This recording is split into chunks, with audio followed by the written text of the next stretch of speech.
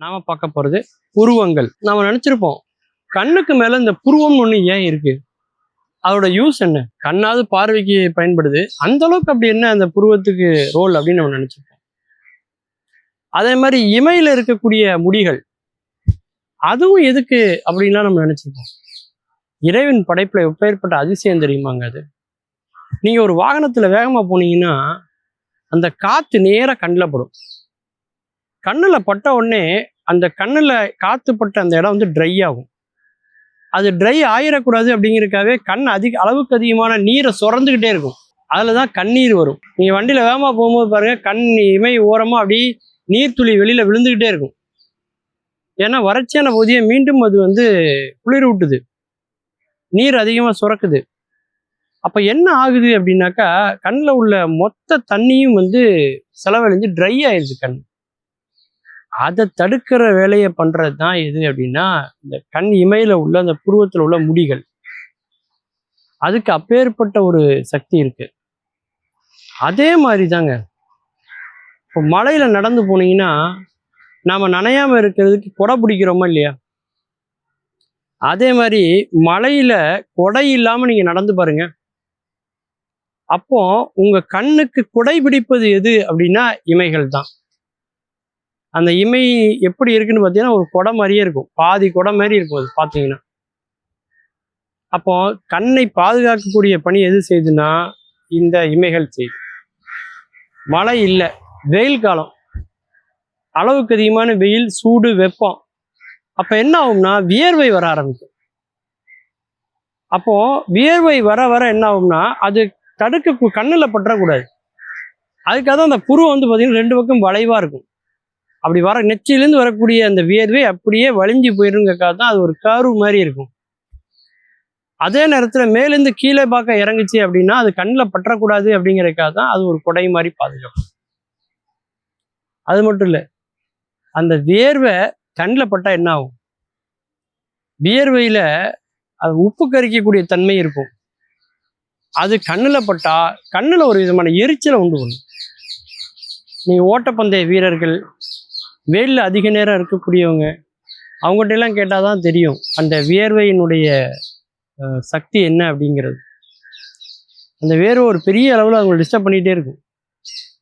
அப்போ அந்த கண்ணில் அந்த வேர்வைப்பட்டு ஒரு கரிச்சல் எரிச்சல் ஏற்பட்டுறக்கூடாது அப்படிங்கிறதுக்காக அதை தடுக்கக்கூடிய ஆற்றல் எதுக்கு இருக்குது அப்படின்னு பார்த்தீங்கன்னா அந்த புருவத்துக்கு இருக்குது. மழை காலத்தில் குடையாகவும், வெயில் காலத்துலேயும் அது ஒரு பாதுகாப்பு அரணாகவும், அது மட்டும் இல்லாமல் தூசி துரும்பு போன்ற எந்த பொருளும் கண்ணில் பட்டுக்காம பாதுகாக்கக்கூடிய ஒரு உறுப்பாக இருக்கிறது எது அப்படின்னா அந்த இமைகள்.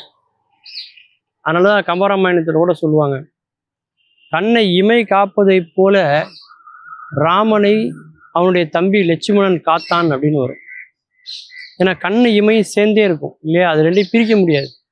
அந்த மாதிரி ராமனை விட்டு பிரியாம லட்சுமணன் இருந்தான் காட்டுல, அந்த அளவுக்கு பணிவிடைகள் செய்து கொண்டிருந்தான் அப்படின்னு ஓமையை வந்து கம்பர் போட்டிருப்பார்.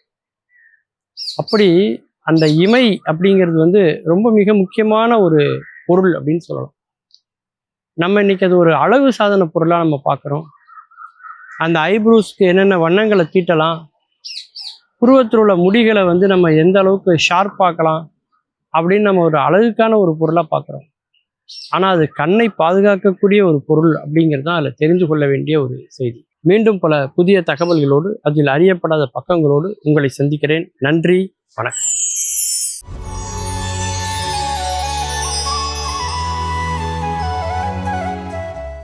சொற்களில் தேர்ச்சி கொள் அப்படின்னு ஒரு வார்த்தை சொன்னோம்னா அதுக்கு என்ன அர்த்தம்னா, சொல்லுல வந்து பாண்டித்தியம் வேணும், இந்த புலவர் அப்படிங்கிற மாதிரி புலமை வேணும். அதாவது சொற்களில் எப்படி வந்து எழுதும்போது அடித்தல் திருத்தல் இல்லாமல் எழுதணுமோ, அது மாதிரி பேசும்போது திக்கல் திணறல் இல்லாமல் பேசி பழகணும்னா சொற்களில் நல்ல தேர்ச்சி வேணும். டிக்ஷன் அப்படின்வாங்க. அந்த சொல் பயிற்சி வேணும். அதுக்கு நிறைய வாசிக்கணும், நிறைய எழுதணும், நிறைய பேசணும். செந்தமிழும் நாப்பழக்கம் அப்படின்னு சொல்லுவாங்க. வைத்ததொரு கல்வி மனப்பழக்கம்.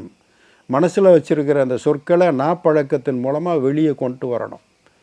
அதை நான் குளராமல் திணறாமல் தளராமல் உளராமல் பேசுகிறதுக்கு பயிற்சி எடுத்துக்கிறணும். அது ரொம்ப அதனால தான் நிறந்து விரைந்து தொழில் கேட்கும் ஞாலம் நிறந்து இனிது சொல்லுதல் வல்லார் பெறின் திருவள்ளுவர் சொல்வார். நல்லா பகுந்து அழகாக எப்பப்போ என்னென்ன சொற்களை எப்படி வச்சு சொல்லணும்னு சொற்களை அழகாக அடுக்கி சொல்ல தெரிஞ்சவங்ககிட்ட இந்த உலகம் வேகமாக வந்து அடுத்த கட்டளைன்னு அவங்க சொல்கிறத கேட்டு நடக்குமா. அது மாதிரி சிலப்பதிகாரத்தில் கோவலன் ஒரு ஒற்றை சிலம்போடு பிடிபட்டான், ஒரு திருடனை பிடித்து விட்டோம் அப்படின்னு வந்து பாண்டிய மன்னன்ட்ட சொல்கிறாங்க.